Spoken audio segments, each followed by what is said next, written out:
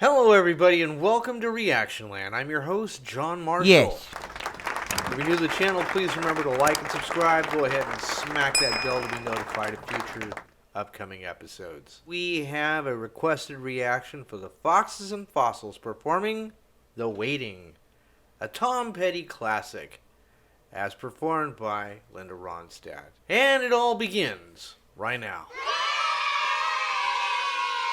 Welcome to Reaction Land.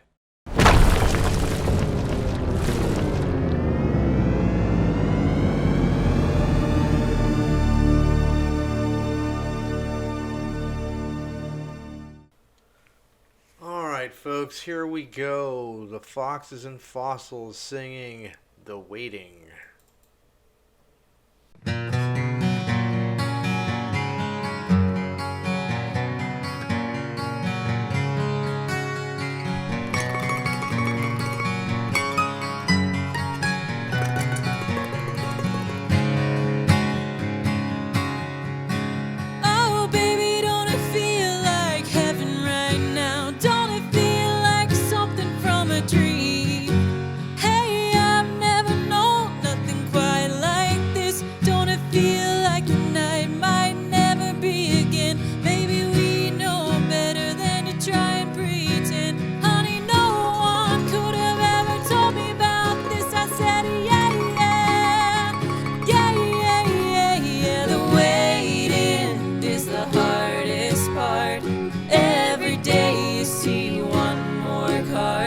Take it on faith, you take it to the heart. The waiting is the hardest part. Well, yeah, you might have chased a couple women around. Oh, all it ever got you is down. Yeah, then there were those that made me feel good, but never as good as I feel right now. Baby, you're the only one that's ever known how to make me want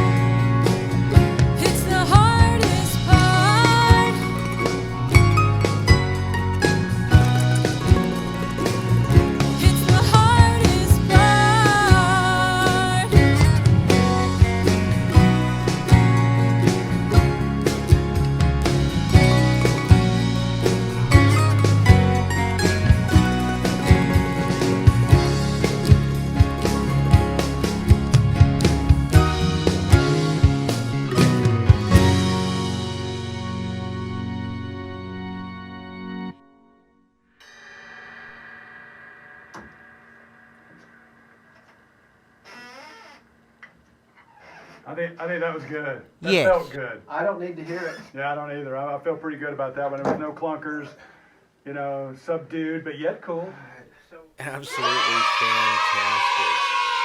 Yeah, it was the Foxes and Fossils performing The Waiting, originally performed and written by Tom Petty and the Heartbreakers, but that was in the style of Linda Ronstadt, who covered that as well. I'm not familiar with that version, but definitely going to look it up. So, Maggie did an absolutely outstanding job on this. I liked her energy, very positive, up vibe, vocal quality, beautiful as ever. She's looking good, sounding good. It's been a while since she's done a cover. A shout out for Brian Lewis on mandolin. He is an honorary fossil. You might remember him from the Amy video by the Prairie League Band. This is definitely taking the Tom Petty song and turning it into something more pure and organic. And I would definitely say ear candy to that and eargasm. Joining me on the show this morning with his input on this song is the bass player himself, Mr. Ross King. Ross, good morning. Good morning, John. What's happening? Oh, another day, another dollar, my friend. Yeah, another beautiful day in America. Indeed. And it's still early. Earlier for you. Yes, it is, actually. It's a beautiful day so far. So Too early for rock and roll. Never too early for rock and roll, my friend. So the reaction today is to The Waiting, Tom Petty and the Heartbreakers, Linda Ronstadt version.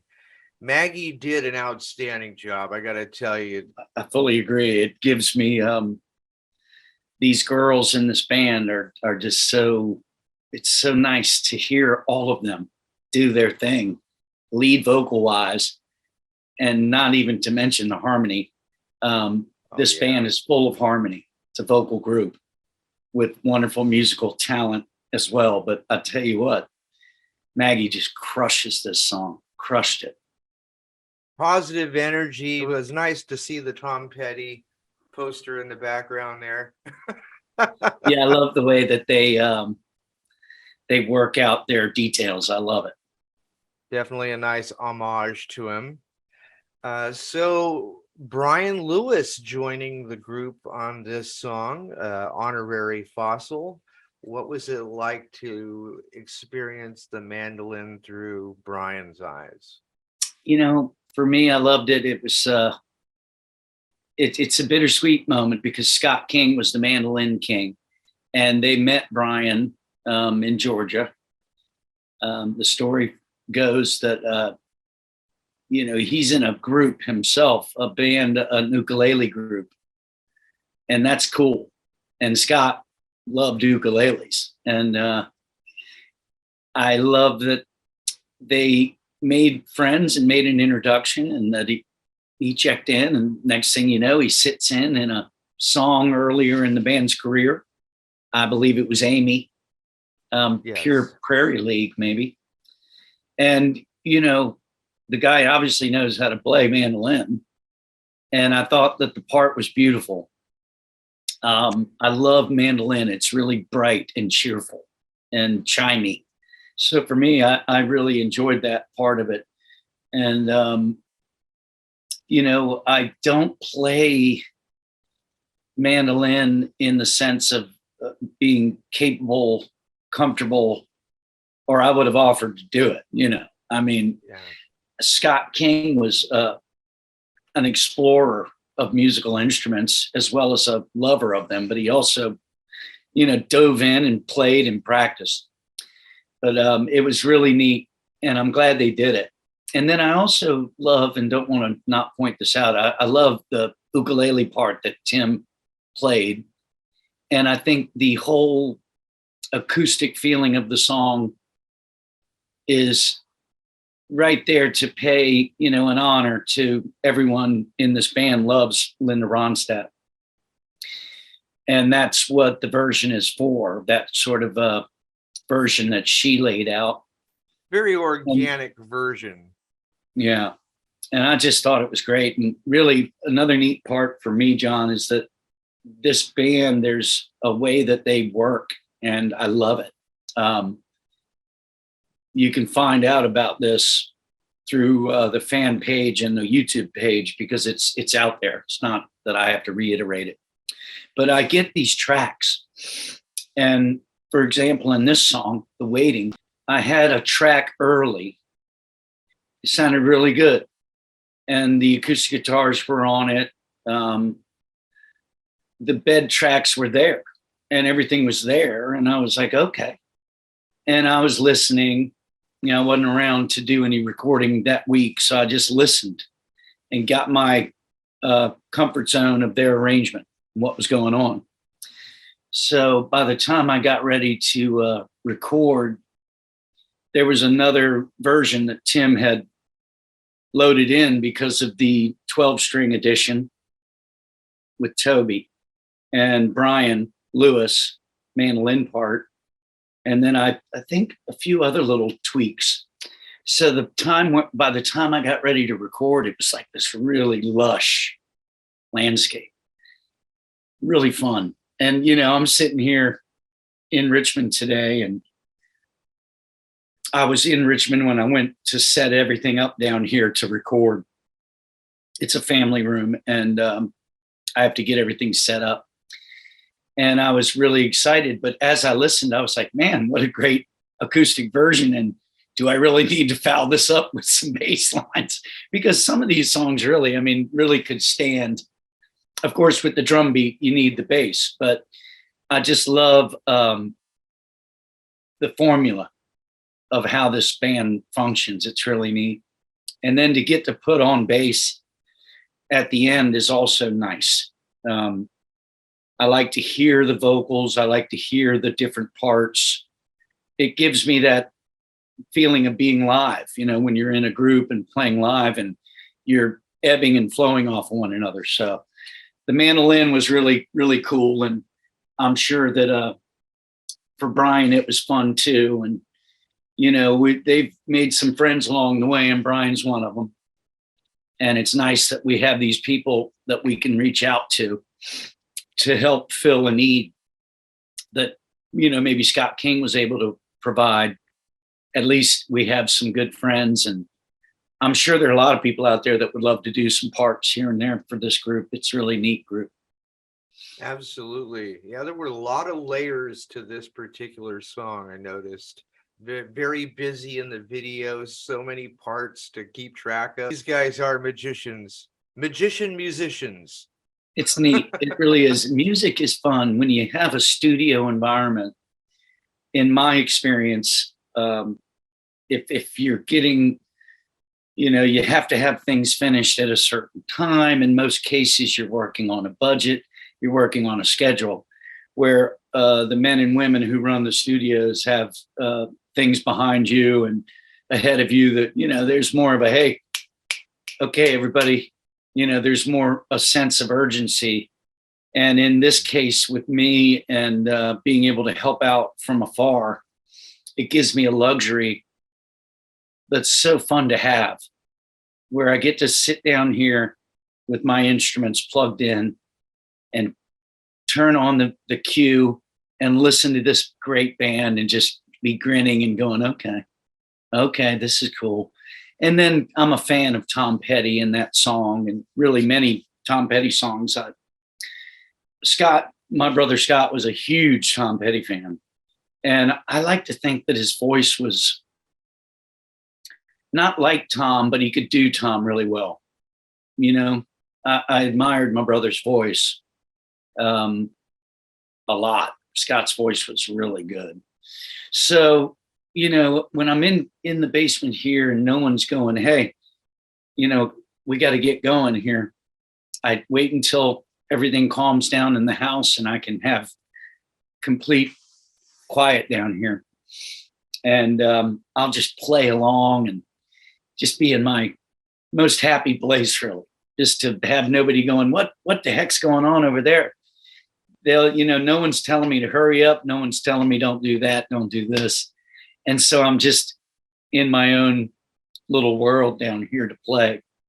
So for this song, I remember enjoying that and having lots of time, no rush from the band to get it back. And then having a complete, I feel like it was completed. If anything, there might have been a few little tweaks on different levels or whatnot. And that's another nice thing that Tim provides, with a lot of time and effort that he puts into mixing. And he asks for the band's input, and he asks for other people that he trusts in their input. Oh yeah, hey, try this, or bring this down, or bring this up. So everybody can have an input, which I find very fair and very rare, where he's willing to ask for everybody's input. We have one set of ears and one set of ideals and ideas for what we want for our sounds, and not everybody's matches up. But I really enjoyed it, and I love the ukulele part. I feel like Scott is really grinning from that. And I also think that he appreciated the Linda Ronstadt version. I have a feeling Scott recommended this song for Maggie. The great song chooser, Scott King, God rest his soul. He had a knack of going, yeah, Maggie, this would be a great song for Maggie to tackle this great Tom Petty song, maybe the Linda Ronstadt version. And I can just almost hear him sharing that with Tim or whoever, as they got together and talked about things. So I feel like this has to be one that Scott recommended. I could be wrong. And I've said it before, I'll say it again. I'm wrong a lot, and that's okay. How dare you? So I enjoyed it, and I felt really good about recording the track. I played the song before live with different bands. I felt pretty good about it. And so for me, again, another just home run. And this ball is crushed. The girls sing the harmonies great. It's really a powerful package that this band brings to the table, with the men singing and the gals who are just, top of the world talents and super humble. So this band is, it was a neat idea. And I feel like a lot of other people feel the same way, obviously, with close to 200,000 fan base on their YouTube channel. And growing. And then, within several weeks, you've got 100,000 views on these videos. I mean, it's pretty impressive. And I love reading the comments. We're still getting a lot of love for Scott and a lot of, hey, great job, band. And again, with Maggie's interpretation of this, I love her voice. It's just perfectly smooth, and I'm so impressed. I couldn't imagine a mandolin in this song, and now I can't imagine it not being in the song. I do love it. When you get a minute, check into Linda's version. You'll like it. Similar, but not the same. Again, I have a place in my world where I love interpretations of songs. And I feel like when I'm in a band that plays at people's functions and weddings, and we do bars and we do parties, it's a band. And we're not a band that goes, okay, this is our 60 song set, and it's comprised of all original songs that you've never heard. Right. That's not what we're in this for. We play songs by artists who have had their record deals and their hits. So we basically play hits. And I find it, interpretations of songs is what I love about playing music. Writing songs is a special talent, and it's storytelling.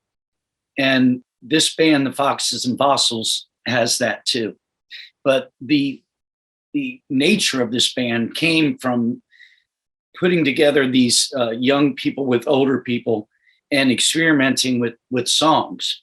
So it wasn't about a writing entity, even though it could very well be. And like I mentioned, it is, but it's just not the priority. I feel like when you do a nice interpretation of a song, you're putting your stamp of approval on the artist by going, I really love this. And you're also showing that you love it by covering it. So, I just really love what they're doing. And through the years, I've been a part of original acts, and I still am.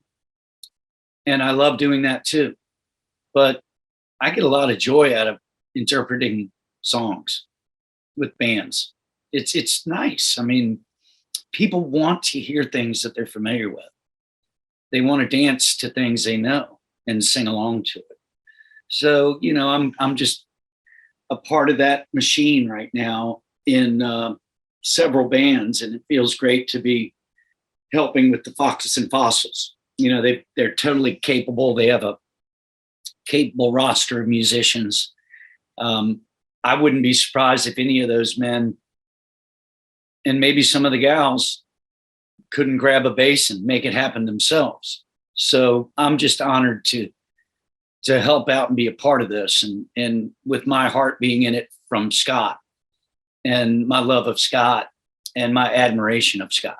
It's still there. I just love listening to Scott play, and then watching him is also super cool. I mean, I love that the world now that we live in gives us the ability to have moments a little easier than it was when I was younger and we were younger.